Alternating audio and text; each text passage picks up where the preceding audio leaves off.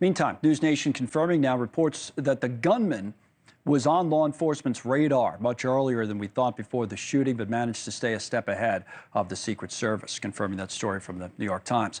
All right, Congressman Brad Wenstrup joins us now, state of Ohio. As I said before the break, the congressman who's a doctor, he helped to save Steve Scalise in 2017, also was a combat surgeon in Iraq.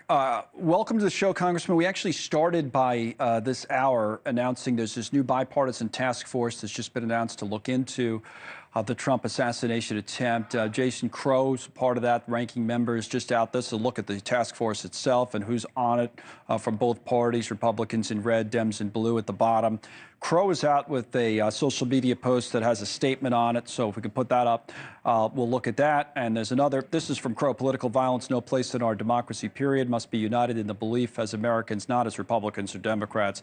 Political disagreement is settled through rigorous discourse, not violence. And also, the Congresswoman Laura Lee has a statement out. There's a little bit more from Crow, who talks about, lending his lead in the bipartisan group that's looking into it. This is Laura Lee and what she had to say. So both parties are looking into it. You saw the names. What would you say about that task force and what they might come up with? Well, I think it's a good task force, and both sides of the aisle came together very quickly to say we need to do something like this. And as I look at the names and know most of their backgrounds, these are serious players in Congress, people that have non-political backgrounds as well, to where they can, I think, take a look at this without a political bias and look into what actually took place and why we can do better going forward. I've tried to do the same thing with the pandemic subcommittee that I chair. Okay. So this is a great opportunity for us to come together and do something together. And I've actually dropped a resolution with Democrat Raj Krishnamurthy, condemning political violence with quotes from both President Biden and President Trump, and let the American people know that this is something that's to be rejected from both sides of the aisle. Now we're 2 weeks out. We're looking again at the drone video that we shot for our special report out in Butler, PA. It's still amazing, isn't it, Congressman, that this actually happened? As I said, you have the perspective of having gone through the baseball practice shooting, and I know you helped out, as I said, Congressman Scalise there as a doctor. Is any perspective that you bring to this? What have you been thinking about the last 2 weeks, maybe from that day, or what you learned afterwards that might apply now? Anything? Well, I'm just clearly surprised with some of the facts that are coming in or reported to come in, as you mentioned before, that they had this guy as suspicious. They had him under sight and then just seemed to have lost him. There was not good communication. There was supposed to be local SWAT team communication, supposedly with the Secret Service. Just so many balls dropped. When we got shot at the baseball field, that was something that was unexpected. It's 7 in the morning. We've been doing this for years, and no one expected something like that. And thank God Steve Scalise was there, so the Capitol Police were there to fend off the shooter.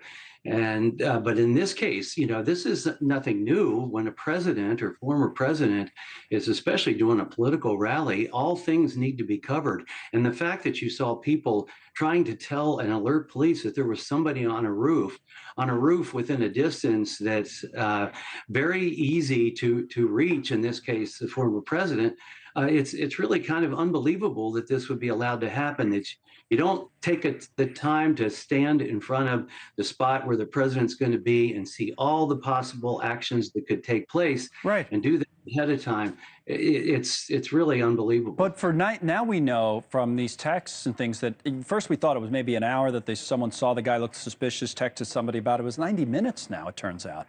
90 minutes. I mean, I'm not even sure what to ask you other than to say it's really and truly unbelievable that 90 minutes could have gone by when this guy's recognized and nobody did anything to stop what happened from happening. And standard operating procedure, if you think you see somebody suspicious who looks out of place and he was moving around by himself, then you do not let the president go to the podium. You keep them under wraps until you have the area secure. So there are a lot of lessons to be learned, and I think as members of Congress, et cetera, we all have something to learn by this. And I think it's important too, and I want to point this out.